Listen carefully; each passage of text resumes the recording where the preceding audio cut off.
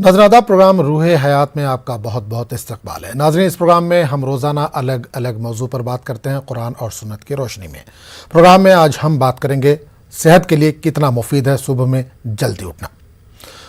सुबह जल्दी उठना बहुत से लोगों के लिए एक मुश्किल मरहला होता है। हालांकि कहावत है कि जल्दी सोना और जल्दी उठना आपको सेहतमंद, दौलतमंद और अक्लमंद बनाता है। अगर आपको सुबह सवेरे कोई अहम काम नहीं है, इसके बावजूद सबसे अहम काम इसे समझें और सुबह जल्दी उठें, क्योंकि इसके बेशुमार फ़ायदे हैं। रसूलुल्लाह सल्लल्लाहु अलैहि वसल्लम की हदीस मुबारक है कि ऐ अल्लाह मेरी उम्मत की सुबह में बरकत अता फरमा। माहिरीन का भी कहना है कि रात 11 बजे से शब 3 बजे तक आपका ज़्यादातर खून जिगर में जमा होता है। खून जिगर में पहुंचने से जिगर कुछ बड़ा हो जाता है। ये एक अहम वक्त होता है क्योंकि उस वक्त आपका जिस्म फासिद मादों से निजात हासिल कर रहा होता है। लेकिन आप उस वक्त गैर ज़रूरी जागते रहे तो आपका जिगर जहरीले मादों को जिस्म से खारिज करने का अमल ठीक तौर पर अंजाम देने से कासिर रहेगा और आपको बेशुमार बीमारियों के जद में आने से कोई नहीं रोक सकता। इसलिए हमें अपने सेहत अच्छी रखने के लिए जल्दी सोने और जल्दी उठने की आदत बनानी चाहिए और सुबह का नाश्ता भरपूर करना चाहिए। लेकिन आज हम इसके बरखिलाफ करते हैं। देर से सोना, देर से उठना और सुबह का नाश्ता भरपूर करने के बजाय रात का खाना हम भरपूर करते हैं, जिसकी वजह से सेहत पर बहुत सारे मुज़िर असरात मुरतब होते हैं। इन तमाम मसाइल पर बात करने के लिए हमारे साथ मौजूद हैं डॉक्टर असलम खान। डॉक्टर असलम साहब किसी तारुफ के मोहताज नहीं है। मुख्तलिफ शोबों में 35 साल से ज़्यादा का तजुर्बा है आपको, चाहे वो समाजी काम हो, तदरीसी काम हो या फिर सेहत से ही जुड़ा क्यों ना हो। डॉक्टर साहब बहुत बहुत इस्तकबाल है आपका। अस्सलाम वालेकुम। वालेकुम सलाम रहमतुल्लाह। बहुत बहुत शुक्रिया तमाम नाज़रीन का, आपकी टीम का और आपका खास। डॉक्टर साहब, आज हमने जो मौजू रखा है कि रात में जल्दी सोना और सुबह जल्दी उठना सेहत के लिए कितना फ़ायदेमंद है, इस पर एक सरसरी नज़र डाल दीजिए, उसके बाद बाकायदा इंशाल्लाह प्रोग्राम की शुरुआत करेंगे। जी, बहुत अच्छा है ये आपने सवाल किया। बहुत से लोग कहते हैं, अभी भी हमसे कहते हैं कि डॉक्टर साहब 8 बजे तक हम उठ नहीं पाते, आप प्रोग्राम 9 बजे से कर लीजिएगा। तो ये वाकई परेशानी की बात रहती है लोगों के लिए। लेकिन वो ये नहीं जानते कि अभी एक सर्वे किया गया है वर्ल्ड लेवल पे, जितने भी सक्सेसफुल लोग हुए हैं दुनिया में, जितने के इसमें नाम है, सभी को लिया गया तकरीबन, तो उसमें पाया गया उनकी सबसे बड़ी खसूसियत जो होती है वो सुबह को बहुत जल्दी उठते हैं। तो जो भी एक्स्ट्राऑर्डिनरी सक्सेसफुल लोग हैं, सुबह को जल्दी उठना जो है उनकी एक पहली चीज होती है। क्योंकि सुबह को जल्दी उठने से दुनियावी बात भी सबसे पहले ये है कि कम से कम 4 घंटे आप उनसे मजीद जीते हैं। मिसाल के तौर पे एक आदमी की उम्र 70 साल है, जो एवरेज लाइफ है हमारे इंडिया में, तो 35 साल तो वो सोने में गवा देते हैं। बहुत से लोग 40-45 साल सोने में गवा देते हैं। फिर बचपन में देख लिए कितनी, फिर बुढ़ापे में देख लिए कि बहुत मुख्तसर वक्त बचता है उनके पास में कोई क्रिएटिव काम करने के लिए और मुल्क के डेवलपमेंट के लिए। तो ये बहुत जरूरी है कि वो ध्यान रखे। रसूल पाक सल्लल्लाहु अलैहि वसल्लम ने तो सबसे पहले इसी पर जोर दिया है, बार बार बताया, early to bed early to rise. और ये चीज हम पे लंदन से अब इंग्लिश में आई है तो हम जानते हैं, अपने बच्चों को बताते हैं। हम ये नहीं बताते ये रसूलुल्लाह का फरमान है। बिल्कुल। वो हम इशा की नमाज पढ़ के सो जाया करते थे और सुबह अर्ली मॉर्निंग में यानी कि 3, 3:30, 4 बजे जैसा मौसम होता था उसके हिसाब से उठ जाया करते थे और फिर तहज्जुद की नमाज पढ़ते थे, आप ये इबादत करते थे। तो उससे आदमी फ्रेश होता है। और साइंस ने भी साबित किया है कि सुबह को जो आप जल्दी उठते हैं तो हमारे जो ब्रेन के बिलियंस ऑफ न्यूरॉन्स होते हैं वो अवेयरनेस लेवल पे यानी कि वो एक्टिव हो जाते हैं। तो अगर ब्रेन हमारा एक्टिव हो गया तो हम कुरान पढ़ेंगे, नमाज पढ़ेंगे, अल्लाह को याद करेंगे तो वो लिप सर्विस नहीं रहेगी इंशाल्लाह। फिर वो जो हम ब्रेन से अल्लाह को याद करेंगे तो अल्लाह की अजमत हमें बिल्कुल सामने दिखाई देगी। कहते हैं ना लोग, अल्लाह को देखता हूं मैं, वो यही होता है रियलाइजेशन ऑफ गॉड, जिसे मार्फत इल्लाह कहते हैं। तो उन्हीं लोगों को मिलती है जो सुबह जल्दी उठते हैं और वो रात के वक्त जो है सोने से पहले खुदा को याद करके सोते हैं। और खासतौर जिनको नींद ना आती हो, मैं यही बता दूं कि वो पैरों को आधा घंटे पहले, रात को मैक्सिमम 10 बजे से पहले सो जाएं। 10, साढ़े 9 बजे पैर डुबोलें और 10 बजे अगर नींद ना आ रही हो तो बिस्तर पे लेटे नहीं बल्कि थोड़ा टहलते रहें। और टहलेंगे और बहुत ऊंचा या टैबलेट बिल्कुल ना लें। अगर टैबलेट लेने लगे आप तो आज आपने 2.5 मिलीग्राम के लिए फिर 5 की होगी एल्प्रेक्स या डाइजेपिम, फिर 10 की, 20 की करनी पड़ेगी। आप एडिक्टिव हो जाएंगे और आपकी जो नर्व्स जो हैं, जो न्यूरॉन्स हैं, वो एक तरह से कहना चाहिए वो सबकॉन्शियस उसमें रहने लगेंगे। आपको नई चीजों का या नई बातों का जब कुरान पढ़ेंगे तो आपको उससे वो हकीकत नहीं मिलेगी जो हकीकत आप चाहते हैं, जो अल्लाह चाहता है कि कुरान से लोग वो बातें लें जो अच्छी है। नींद आने पे ही सोना चाहिए और अपनी करवट, बाएं करवट लेटना चाहिए हमेशा। और खाना कम से कम 3 घंटे पहले खाना चाहिए सोने से। तो अगर आप इस तरह से करेंगे और बिस्तर थोड़ा सा, तो तकिया ज्यादा ऊंचा ना हो, तकिया ज्यादा 2 इंच जो है उसकी मोटाई हो। अगर आप इस तरह से चंद असूल अपनाएंगे इंशाल्लाह तो खुदा ना तो कुछ जरूरत नहीं पड़ेगी। फिर भी अगर आपको किसी वजह से नींद नहीं आती तो कुछ दिन तक आप खसखस का इस्तेमाल कर सकते हैं। खसखस रोजाना 1 चम्मच रात को सोते हुए गर्म पानी में या गर्म दूध से ले सकते हैं, और इंशाल्लाह आपको गहरी नींद आएगी। और अल्लाह से दुआ भी करते रहे। और अगर 1% जैसे मेरा भी तरीका है, मैं बताता भी कि अल्लाह से देखिए, जिंदगी सोने के लिए नहीं है सिर्फ, या दुनियावी काम के लिए नहीं। अगर आपकी आंख रात को खुल भी जाती है तो आप गिनी गोली फिर खा लें, आप उस वक्त बैठ जाए बिस्तर पर और खुदा को याद करने लगे।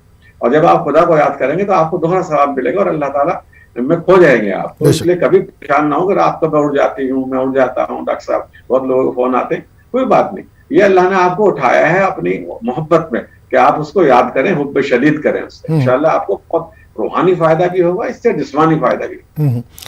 डॉक्टर साहब, यहाँ पे एक चीज़ जानना चाहूँगा कि जो तलबा है, हमारे स्टूडेंट हैं, वो रात देर तक किताबों को लेकर झूलते रहते हैं, याद करते रहते हैं। शायद उनको ये पता नहीं कि सुबह का जो वक्त होता है, अगर अर्ली मॉर्निंग उठें, वो सुबह 4 बजे उठकर अगर वो पढ़ाई करें तो ज़्यादा जहन उनका काम करेगा, ज़्यादा याददाश्त उनकी रहेगी। बिल्कुल, ये आपने कहा, ये प्रैक्टिस अच्छी नहीं है, ये हमारा प्रैक्टिस है। और मैं देखता हूँ कि मैं रुड़की का रहने वाला हूँ, पैदा हुआ हूँ रुड़की में, तो रुड़की यूनिवर्सिटी जैसे अब IIT बना दिया गया, मैं उसे बचपन से देखता हूँ। मेरे काफी दोस्तों ने मैं इसे कोर्स किया, वहाँ मेडिकल का कोर्स नहीं था, तो वहाँ देखता हूँ कि वहां पर वही रसूल पाक सल्लल्लाहु अलैहि वसल्लम का तरीका अपनाते हैं वो, या early to bed early to rise. वहाँ रात में ऐसे किताबें ले नहीं फिरते थे, ना किसी होटल में बैठ के चाय पीते थे। और मैं अलीगढ़ देखा, अलीगढ़ में मेरी बेटी ने MBBS MS किया, now she is eye surgeon, और पहले वो CRPF में डिप्टी कमांडेंट भी रही है, अब साइन प्रैक्टिस कर रही है। तो मैं जितनी बार अलीगढ़ गया, मेरे दोस्त महमूद रहमान साहब BC, उसके बाद भी और BC मेरा ताल्लुक रहा, वो यहाँ भी आए मेरे पास साइन को। तो मैंने देखा कि वहां पर ये प्रैक्टिस है जो बहुत गलत प्रैक्टिस है कि आसपास के जो इलाके हैं, चाय की दुकानें हैं, स्टूडेंट्स बैठ जाते हैं 2-2, 3-3, 4-4 बजे तक बैठे रहते हैं। तो ये प्रैक्टिस अच्छी नहीं है। मैं रिक्वेस्ट करूंगा बच्चों से जो पढ़ते हैं, मेरे बच्चे ने वहां पढ़ा है माशाल्लाह, और बच्चों ने मेरा पढ़ा है, तो उन्हें ये चाहिए कि वो जो रसूल पाक सल्लल्लाहु अलैहि वसल्लम ने फरमाया कि उस सुबह के वक्त जल्दी उठे। और मेरी भी लाइफ में ये रहा, मेरे दोस्त ये कहते थे, वो देर में उठते थे, और जब हम रहते थे वहाँ एजुकेशन ले रहे थे, मेडिकल में सन 72 में दाखिला लिया, भाई तू पढ़ता कब है? क्योंकि जब मैं पढ़ता था वो सोते होते थे, वो उठते थे 8-9 बजे, और मैं सुबह 4 बजे पढ़ के अपना नमाज पढ़ के अपनी एनाटॉमी बुक्स है या फिजियोलॉजी बुक्स है वो पढ़ता था। आज तक अल्लाह का शुक्र है, मैंने देखिए सन 72 में मैं एनाटॉमी पढ़ी, फिजियोलॉजी पढ़ी, मेडिका वगैरह किताबें पढ़ी, लेकिन आज तक मुझे याद है, अफोरिज्म तक याद है, बल्कि ऐसे याद है, हमारे प्रिंसिपल ये कहते थे, वाई वाले ने जब कोई आता था कि आप इससे कहीं से भी पूछ सकते हैं, ये वो लड़का है। तो मैंने देखा मेरी किसमें खसूसियत नहीं थी, रसूल पाक सल्लल्लाहु अलैहि वसल्लम की खसूसियत थी कि उन्होंने ये बताया और मैंने इस पर अमल किया। बिल्कुल, बेशक। तो नाज़रीन, डॉक्टर साहब हमारे साथ मौजूद है, डॉक्टर असलम खान साहब हमारे साथ मौजूद है। अगर आप कोई सवाल प्रोग्राम के दौरान करना चाहते हैं तो जो येलो कलर की, पीली कलर की पट्टी पर नंबर आ रहा है उस पर आप कॉल कर सकते हैं, और जो रेड कलर की पट्टी है उस पर जो नंबर आ रहा है उस पर आप किसी वक्त भी डॉक्टर साहब से बात कर सकते हैं। ये व्हाट्सअप नंबर भी है, अगर आप कोई सवाल करना चाहते हैं उनसे तो व्हाट्सअप भी कर सकते हैं, जो भी आपका जवाब होगा इत्मीनान बख्श आपको जवाब दिया जाएगा। डॉक्टर साहब, एक चीज़ और जानना चाहेंगे कि वालिदैन को भी खासकर ध्यान रखने की ज़रूरत है, क्योंकि ये आदत जो देर से सोने की और देर से उठने की है बच्चों में, खासकर वालिदैन से आती है। अगर वालिदैन खुद ही नहीं उठेंगे तो बच्चे कहाँ से ये सीख पाएंगे? ये देखिए, ये पिन पॉइंट है, ये की पॉइंट कहूंगा मैं इसे। मैं ये कहना चाहूंगा, लोग आमतौर से बच्चों की शिकायत करते हैं, हमारा बच्चा देर से उठता है, हमारा बच्चा रात को TV पर लगा रहता है, हमारा बच्चा मोबाइल पर लगा रहता है, लैपटॉप पर रहता है। तो देखिए, हम खुद देखते हैं कि हमारे माँ बाप ही की तरबियत की जरूरत है, वो खुद इसमें मुलविस होते हैं। कोई बच्चा अपना TV नहीं लाता, कोई बच्चा अपना मोबाइल एंड्रॉइड नहीं खरीदता, कोई बच्चा जो है ये सब चीजें नहीं करता। जब वो माँ बाप को प्रैक्टिस में देखते हैं, देर में आना घर पे और एंटरटेनमेंट कल्चर में रहना और लोगों की गिबत करना, हंसी उड़ाना, रिश्तेदारों की मजाक करना, जब वो इस तरह से घर में देख रहे हैं 12, 1, 2 बज रहे हैं, तो इससे न सिर्फ सोने की उनकी प्रैक्टिस खराब होती है, बल्कि उनका जो बच्चों में हम चाहते हैं कि ये तो बहुत अच्छे बन जाए। बहुत से लोगों ने मुझे कहा, डॉक्टर साहब अपने बच्चे को हम ऐसा बनाना चाहते हैं। तो मैंने कहा, भाई ऐसा बनाने के लिए आपको भी तो ऐसा बनना पड़ेगा, तो वो ऐसा बनिए जब, ताकि बच्चे आपका कहना माने। तो हम तो आप प्रैक्टिस में देर में सोते हैं, मियाँ बीवी अलग अलग लेटे हुए हैं और यह बात कर रहे हैं, तो गलत बात है, अच्छी बातें नहीं करते।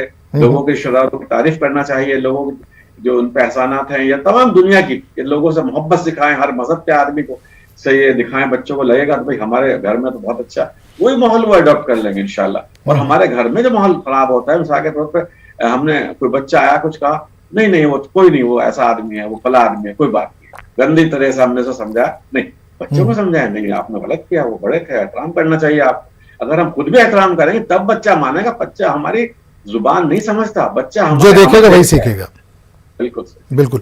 डॉक्टर साहब, एक और मैं कल पढ़ रहा था कि देर से जो लोग सोते हैं और देर से उठते हैं उनमें डिप्रेशन की शिकायत ज़्यादा होती है, तकरीबन 23% ज़्यादा डिप्रेशन के शिकार होते हैं लोग।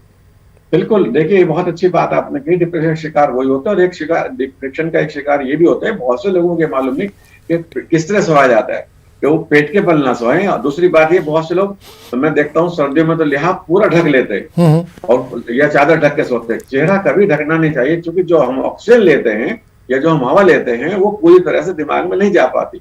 उसकी वजह से भी जो हमें फिर शंख पुष्पी वगैरह दवा देनी पड़ती है लोगों को। तो इसलिए चेहरा खोल के सोएं और गहरे लंबे सांस, अगर नींद नहीं आ रही तो बैठ जाएं, क्योंकि देखा होगा आपने लिहाफ के अंदर या कपड़ों के अंदर, कंबल के अंदर जो है छोटे छोटे फाइबर्स के वो होते हैं, वो भी हमारे नाक में चले जाते हैं हल्के हल्के हल्के हल्के। तो ये नुकसान देता है और ऑक्सीजन कम हो जाती है।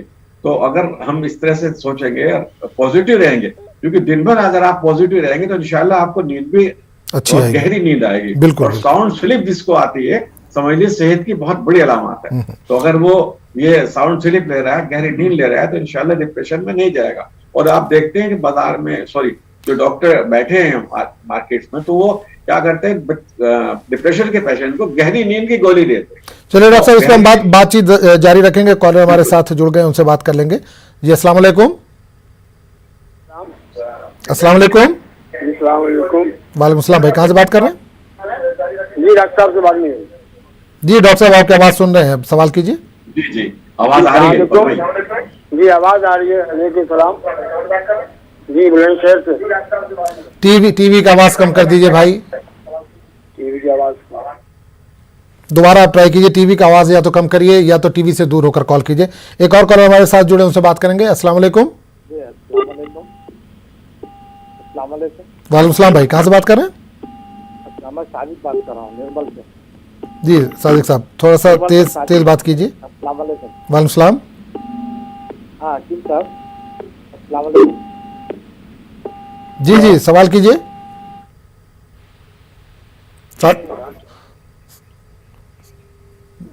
नाज़रीन, आपको बारहा कहा, जब भी आप कॉल करें बराए मेहरबानी टीवी सेट से थोड़ा सा दूर होकर बात करें, या जब बात करें उस वक्त आप थोड़ा सा बाहर निकल जाएं। घर वाले अगर सुनना चाह रहे हैं या और कोई सुनना चाह रहा है तो उनको सुनने दीजिए। आप उस वक्त घर से बाहर थोड़ा सा निकल जाइए, टीवी सेट से थोड़ा सा दूर हो जाइए, ताकि जो भी कॉल आप हमसे करें या हमसे जो भी सवाल करें, डॉक्टर साहब उसका बेहतर जवाब दे सकें।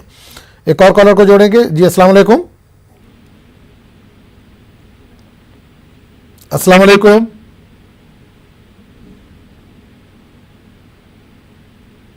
अस्सलाम वालेकुम। हेलो।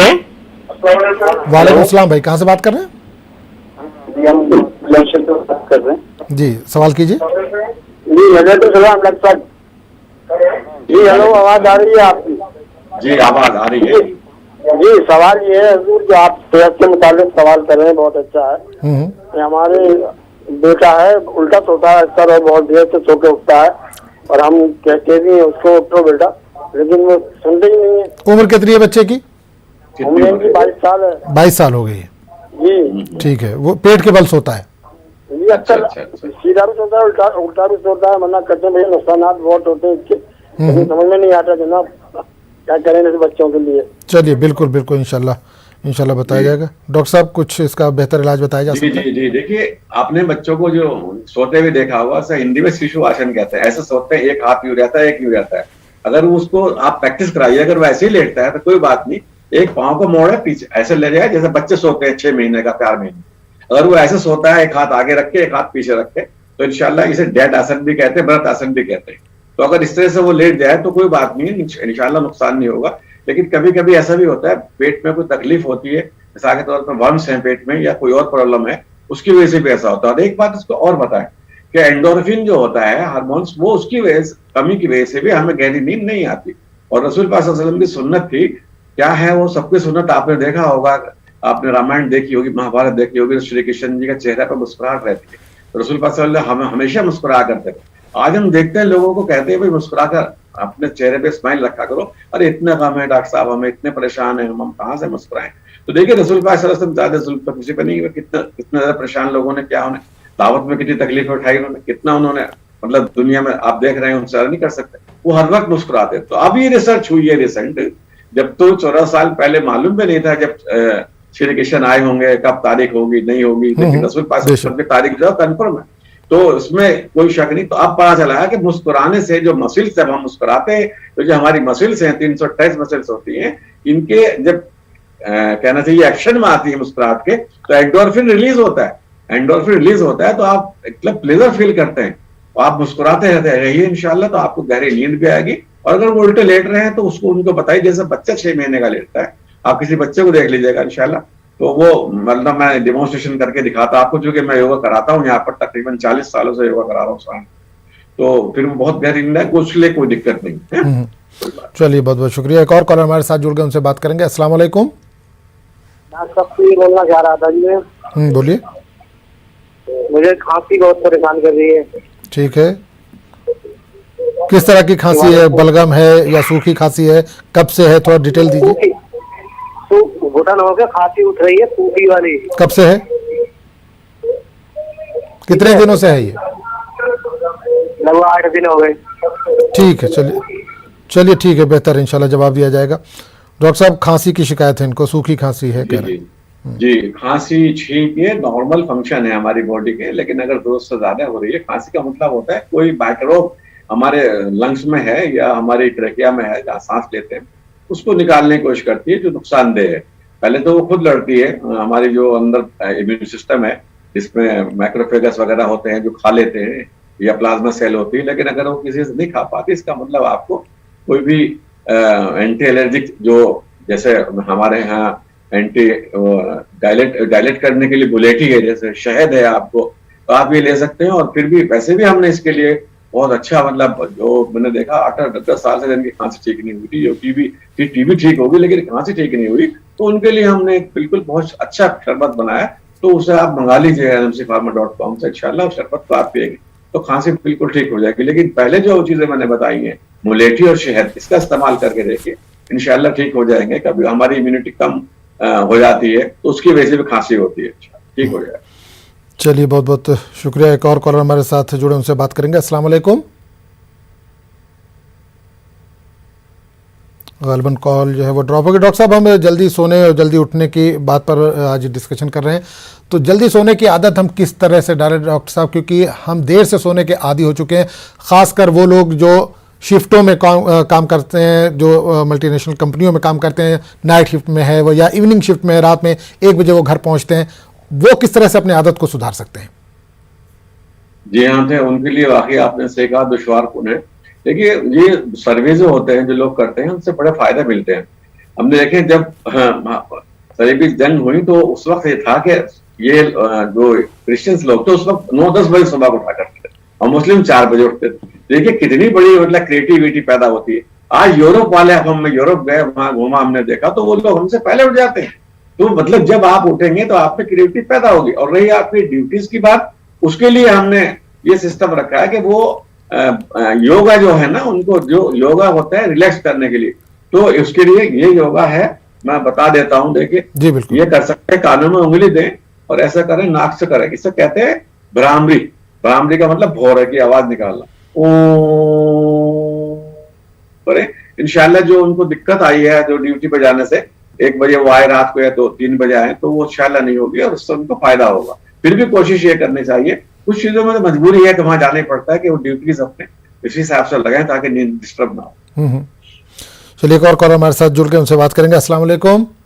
अस्सलाम वालेकुम। वालेकुम सलाम। कहाँ से बात कर रहे हैं? जी हम फातिमा कानपुर से बात कर रहे हैं। कानपुर से? जी अस्सलाम वालेकुम। वालेकुम सलाम। वालेकुम सलाम।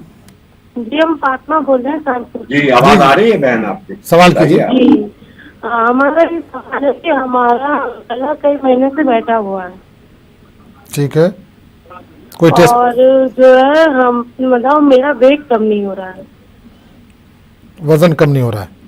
जी वजन कम नहीं हो रहा है, बहुत परेशान है हम वजन कम करने के लिए। वेट कितना है? वजन है बहन आपका फातिमा? 80 टाइम 80 है। 80 kg है। ठीक है डॉक्टर साहब, और कोई सवाल पूछना चाहेंगे? नहीं। चलिए बेहतर। देखिए थोड़ा सा अपने आप को एक्टिव रखिए।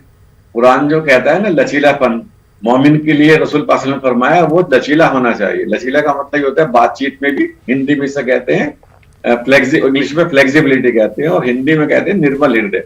मतलब ये है कि विनम्रता होनी चाहिए। तो ऐसे ही हमारे जिस्म में विनम्रता होनी चाहिए कि हम लोग जो है थोड़ा सा टहलें चलें। और एक आसन होता है, उसे कहते हैं अर्ध मत्स्य आसन। तो अगर पेट में चर्बी जमी हुई है और एक्स्ट्रा वेट है आपका, तो आप उसे रोज करिएगा। तो अर्ध में दोनों पैरों को ऐसे मोड़ लीजिएगा और इस तरह से करिए, इस तरह करिए, फिर इस तरह करिए, इस तरह से करिए रोजाना। इस तरह करिए और फिर मंडूक आसन ऐसे करिएगा, लीवर को दबाइएगा, फिर लगा के नाक को नीचे लगाइएगा, जैसे हम सजदे में जाते हैं ना, तो इस तरह से लगाएंगे, इंशाल्लाह उससे फायदा होगा। और साथ साथ जो गूगल होता है ना, गूगल मिल जाता है हकीमों के, वैद्यों के, कहीं भी लीजिए। तो गूगल की छोटी छोटी गोल गोली होती है, उसको खाने से 20 मिनट पहले जीरे के अर्क के साथ में ले लिया, खाने से 20 मिनट पहले, ध्यान रखें। तो वो 2 टैबलेट छोटी छोटी गोली होती है, गोली ना हो तो पाउडर भी ले सकते हैं, तो वो ले लीजिएगा। इंशाल्लाह जो एक्स्ट्रा आपको फैट है जो आप डाइट में ले चुकी है ऑलरेडी या लेती रहती है, उसको बर्न करेगा, उससे फायदा होगा। और अगर हो सके तो अगर आप ज्यादा उम्र नहीं है तो आप ऐसा रस्सा कूदेंगे तो बहुत, लड़कियों के लिए बहुत अच्छी एक्सरसाइज है। घर में 10 मिनट 5 मिनट रस्सा कूदते रहे तो इंशाल्लाह उनका वेट नहीं बढ़ेगा। चलिए, बहुत बहुत शुक्रिया। एक और कॉलर हमारे साथ जुड़ गए। अस्सलाम वालेकुम। वालेकुम सलाम। कहाँ से बात कर रहे हैं? जी देहरादून से। देहरादून से, जी सवाल कीजिए बहन अपना। जी मेरा बीपी हाई रहता है। ठीक है, कितना रहता है? कभी 190 हो जाता है, कभी 170 हो जाता है। 190 तक चला जाता है? जी कभी 190, कभी 170। चलिए, है। ठीक ठीक, बिल्कुल इंशाल्लाह बताया जाएगा। तो डॉक्टर साहब, बहन को शिकायत बीपी की है और 190 तक चला जा रहा, कह रही। अच्छा, कोई प्रॉब्लम नहीं है। बीपी तो देखिए, एक तो आप जो हमारे घरों में जो नमक होता है ना, हम चाहते हैं ग़िज़ा से इलाज, और रसूल पाक सल्लल्लाहु अलैहि वसल्लम तरीका यही था। साहबा जब भी आते थे तो उन्हें ग़िज़ा ही बताते। तो मेरा भी यही तरीका है, बिल्कुल मैं चाहता हूँ रसूल की सुन्नत का फॉलो करूँ। तो उसमें आप ये करें, एक तो आपको जो घर में नमक आता है, तो वो जो नमक हम बाजार में या रेस्टोरेंट में देखते हैं कि इस कंपनी का नमक है बड़ी मशहूर और इससे डाल रहे हैं, फ्लो बन रहा है उसका, तो उसे हम खरीद के पैकेट में ले आते हैं। लेकिन हम जो है अगर लाहौरी नमक जिसे कहते हैं, रॉक साल्ट कहते हैं, वो इस्तेमाल करें। यहाँ हिंदुस्तान लाहौर के नाम से ज्यादा मशहूर है, यहाँ राजस्थान में भी होता है वो, तो इसमें कोई शक नहीं। तो उस नमक का इस्तेमाल करेंगे तो एक तो ब्लड प्रेशर को बढ़ाता नहीं, क्योंकि इसमें क्लोराइड, सोडियम क्लोराइड की जगह सोडियम फॉस्फेट होता है। तो एक तो उस नमक का इस्तेमाल करें, साथ साथ वो डाइजेस्टिव होता है। और दूसरी बात यह है कि अपने घर में एक सर्वगंधा की एक पौधा लगा लें। कोई अंग्रेजी दवा मत खाएं, अंग्रेजी दवा खाएंगे तो आपको दिक्कत होगी, फिर हमें सारी उम्र ब्लड प्रेशर की दवा खानी पड़ेगी। तो सर्वगंधा जो है, रोजाना जो चाय आप बनाए अपनी, उस चाय में एक पत्ती डाल लीजिएगा, एक गमला 15-20 रुपए का मिल जाता है, वो लगा लीजिएगा।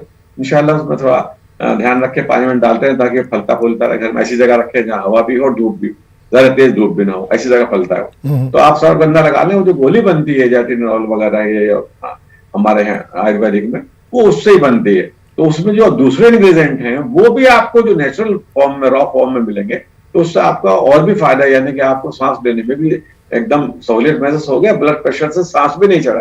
तो एक पत्ती डेली आप खा लें, बिल्कुल ठीक रहेंगे इंशाल्लाह रहमान।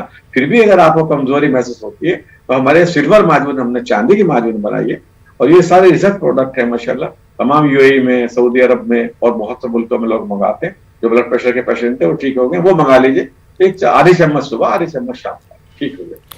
बिल्कुल डॉक्टर साहब, हाई ब्लड प्रेशर की इन्होंने, बहन ने जो शिकायत दर्ज कराई थी कि 190 तक चला जाता है, तो 190 अगर किसी अंग्रेजी या एलोपैथी डॉक्टर के पास गए तो सीधे एडमिट कर देगा वो? तो जी बिल्कुल, वो तो 190 पे बिल्कुल खतरा बताया, कोई बात नहीं। देखिए बॉडी का नेचुरल प्रोसेस है, मैंने पहले ही बताया था। ये हमारे ये होते हैं कि इनका जो दबाव होता है, दो ये 4 होते हैं चैम्बर, तो इसका जो दबाव पड़ता है उसकी वजह से होता है। इस दबाव को हम नॉर्मल करते हैं सर्वगंधा की पत्ती से।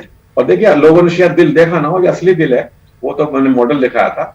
तो दिल को जो है महफूज रखने जरूरी है। सबसे मैंने उस दिन आपने जो बात शुरू की थी वहीं से की थी कि देखिए हमारे 2 दिल ना हो। ब्लड प्रेशर भी जब बढ़ता है जब 2 दिल ना हो, ये मैं इन्हें नहीं कह रहा हूँ, हमें अपने लिए भी कह रहा हूँ। तो अगर हमें ये कोशिश करें कि हम जो हाइपोक्रेसी में ना चाहिए और खुदा से जुड़ते रहें, मोहब्बत करते रहें, और कोई भी बात हम अब जो करें तो वो वही करें जो दिल में है, और जो हमारे हम रेट कोई नई बात बना के ना करें, तो इंशाल्लाह आपकी हिफाजत अल्लाह ताला ही फरमाए। चलिए, बहुत बहुत शुक्रिया। एक और कॉलर हमारे साथ जुड़ गए, उनसे बात करेंगे। जी अस्सलाम वालेकुम। वालेकुम। जी भाई, कहाँ से बात कर रहे हैं? उड़ीसा से। जी सवाल कीजिए। हाँ जी, डायबिटीज है, डायबिटीज के चलते पैर और बदन बहुत खुज जाता है और पैर खुजली है। शुगर है और खारिश की भी शिकायत है? जी ठीक है, बिल्कुल इंशाल्लाह बताया जाएगा। तो डॉक्टर साहब, उड़ीसा से भाई का सवाल था, शुगर पेशेंट है ये और अच्छा, खुजली की शुगर शिकायत बता रहे हैं। तो इसमें ऐसा करेंगे, बिल्कुल शुद्ध जो है प्योर यानी शिलाजीत लें, और शिलाजीत के अंदर जो है गुड़मार बूटी मिला लें, और साथ साथ जो है उसमें स्वर्ण भस्म डाल लें। और अगर ये इतना ना कर पाए तो हमने इन्हीं चीजों के मुरक्कब में उसमें और भी 2-4 चीज मिलाई है। ये मुरक्कब में शुगर को गोल्ड कैप्सूल बनाए, उसमें हमने सोने की भस्म डाली है। सोने की भस्म की ये तारीफ होती है कि शुगर को चेक भी करता है, और साथ साथ जो शुगर की वजह से हमारी सेल्स जो हैं वीक पड़ जाती हैं और वो उनकी एडेप्टेबिलिटी खत्म हो जाती है, कम हो जाती है, तो उसको दोबारा से रिफ्रेश करके, जो सेल्स से तो बने हुए हम लोग, अगर आपकी बॉडी की सेल्स ठीक होगी तो आप ठीक है। वरना ये शुगर का मर्ज ऐसा है, अगर लगातार चलता रहे तो इससे इम्पोटेंसी तक हो जाती है। और जो हम अंग्रेजी दवाई खाते हैं मेटाफॉर्मिन वगैरह इसमें लगातार, तो उसकी तादाद चूंकि एमजी में बढ़ती रहती है, एडिक्टिव हो जाते हैं, तो एक दिन ये होता है कि हमारे पैरों में ब्लड का सर्कुलेशन खत्म हो जाता है, एम्पुटेशन तक करना पड़ता है, सुन्न हो जाते हैं। और इवन देन सबसे बड़ा खतरा क्या होता है, हार्ट का अटैक हो जाता है। और इसमें जो अटैक होता है वो आता है साइलेंट अटैक होता है। शुगर के पेशेंट को अगर हार्ट अटैक होगा तो उसे पता भी नहीं चलेगा कि मुझे हार्ट अटैक हो रहा है, वो एकदम डेथ हो जाएगी। चाय के पी रहा है एकदम मर गया, बैठा है तो बैठा बैठा मर गया। तो देखिए, अगर हमें मालूम हो जाता है हम हार्ट अटैक होने वाला है तो हम उसका इलाज कर सकते हैं, लेकिन अब ये मालूम ही ना हो तो कितना खतरा है। तो आप शुगर को गोल्ड कैप्सूल मंगाइए, इंशाल्लाह शुगर फ्री गोल्ड माजून हमारे खाइए, तो इंशाल्लाह रहमान आप बहुत जल्दी तंदुरुस्त होंगे और आप महसूस करेंगे पहले से ज्यादा बेहतर हो। चलिए, बहुत बहुत शुक्रिया। एक और कॉलर हमारे साथ मौजूद, उनसे बात करेंगे। जी अस्सलाम वालेकुम। अस्सलाम वालेकुम।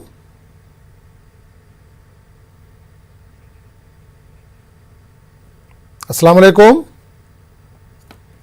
गालिबन कॉल जो है वो ड्रॉप होगी। नाज़रीन, वक्त हो चला एक छोटे से ब्रेक का, लेकिन ब्रेक पे जाने से पहले आपको बता दें कि जब भी आप कॉल करें, बराए मेहरबानी टीवी सेट से थोड़ा सा दूर होकर बात करें, या टीवी का वॉल्यूम उस वक्त कम कर दें जिस वक्त आप हमसे बात कर रहे हो। तो आप देख सकते हैं डॉक्टर साहब हमारे साथ लगातार बने हुए हैं। अगर आप डॉक्टर साहब से इस प्रोग्राम के दरमियान बात करना चाहते हैं तो जो येलो कलर की पट्टी है उस पर जो नंबर आ रहा है आप उस पर कॉल कर सकते हैं। इसके अलावा जो रेड कलर की पट्टी आ रही है उस पर जो नंबर आ रहे हैं उस पर आप किसी वक्त भी डॉक्टर साहब से बात कर सकते हैं। व्हाट्सअप भी कर सकते हैं। व्हाट्सअप के जरिए अगर आपको सेहत से मुतालिक कोई भी जानकारी चाहिए तो आप व्हाट्सअप कर सकते हैं, आपको जो भी बेहतर जवाब है वो मिलेगा। तो फिलहाल वक्त हो चला एक छोटे से ब्रेक का। ब्रेक के बाद हम फौरन हाजिर होते हैं।